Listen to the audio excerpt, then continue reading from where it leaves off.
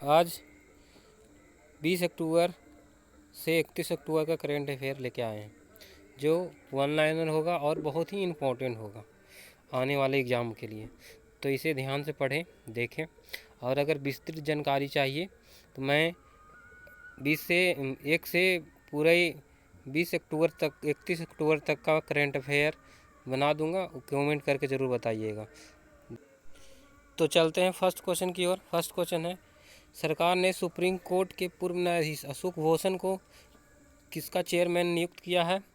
तो वो है आपका NCLAT का नियुक्त किया है दोस्तों। चलिए अगला क्वेश्चन की बढ़ते हैं।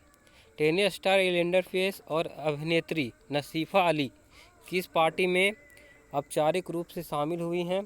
तो वो है आपका तृणमूल कांग्रेस में, जिसे TMC कहा जाता है। ठीक है दोस्तों, आगे बढ़ते हैं, आगे की ओर बढ़ते हैं। अगला क्वेश्चन है, वरिष्ठ राजनीतिज्ञ अमिताभ डिमरी को किस देश में भारत का नया उच्चायुक्त नियुक्त किया गया है? तो है ब्रुनेई में नियुक्त किया गया दोस्तों।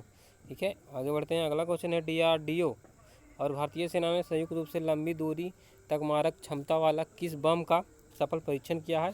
तो LRB का किया है, LRB का किया। ठीक है, चलिए आगे की ओर बढ़ते हैं। आगे है, फेसबुक कंपनी के CEO मार्क जुकरबर्ग ने कंपनी का नाम बदलकर क्या कर दिया है? तो उसका नाम है मेटा, और ये आपका फेसबुक, इंस्टाग्राम, व्हाट्सएप का नाम वही रहेगा, फेसबुक कंपनी के CEO मार्क। ठीक है, चलिए आगे बढ़ते हैं।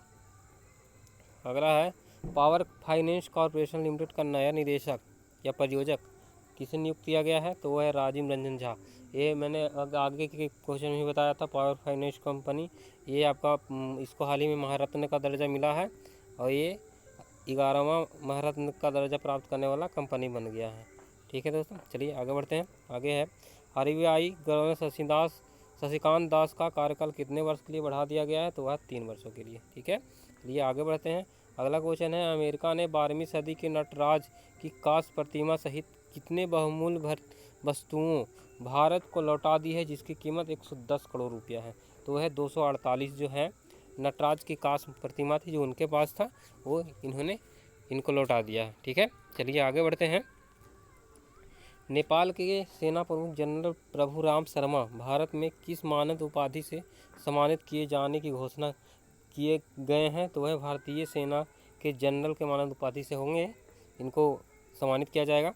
ठीक है, चलिए अगला क्वेश्चन की ओर बढ़ते हैं। भारतीय रेलवे ने लोगों से होने वाली फर्जीवाड़े और धोखाधड़ी पर रोक लगाने के लिए किस ऐप का करार किया है? तो वो है ट्रू कॉलर से वो अपना करार किया है, जिससे लोग बहुत धोखाधड़ी में फंसते थे, खासकर रेलवे टिकट काउंटिंग में। ठीक है, आगे बढ़ते हैं। अगला क्वेश्चन है, doctor APJ Abdul Kalam island पर भारत के परमाणु शक्ति संपन्न अंतर महाद्वीपीय बैलिस्टिक मिसाइल का सफल परीक्षण किया गया, जिसका रेंज 5000 किलोमीटर है।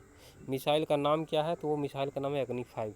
एक अग्नि का 5 रूप आ गया, पहले अग्नि फर्स्ट, सेकंड, थर्ड, फोर्थ और 5, अग्नि 5 भी आ गया, जो 5000 किलोमीटर तक इसका मारक क्षमता। ठीक है, चलिए आगे बढ़ते हैं आगे क्वेश्चन की ओर।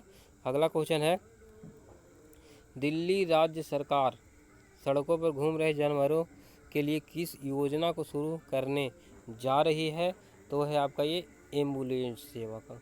इससे ये घायल जानवरों को उपचार करेंगे, जहाँ भी मिल जाए वहाँ। ठीक है, चलिए आगे बढ़ते हैं। राष्ट्रीय खेल पुरस्कार समिति ने मिताली राज, नीरज चोपड़ा सहित कितने खिलाड़ी को मेजर ध्यानचंद खेल रत्न पुरस्कार से 2021 के लिए नामित किया गया? तो टोटल 11 खिलाड़ी हैं, उनको मेजर खेल रत्न ध्यानचंद पुरस्कार दिया जाएगा। ठीक है, चलिए आगे बढ़ते हैं। आगे है, तिप्सी डेंगरे मगबा को किस अवार्ड से सम्मानित किया जाएगा? तो ये है आपका जर्मन बुक ट्रेड 2021 का शांति पुरस्कार मिलेगा इसको। ठीक है, चलिए अगला क्वेश्चन की बढ़ते हैं। राष्ट्रीय कौशल विकास निगम ने किस कंपनी के साथ मिलकर skill India impact brand launch किया है? तो वह है ब्रिटिश एशियन ट्रस्ट ने जो है इसको लॉन्च किया है।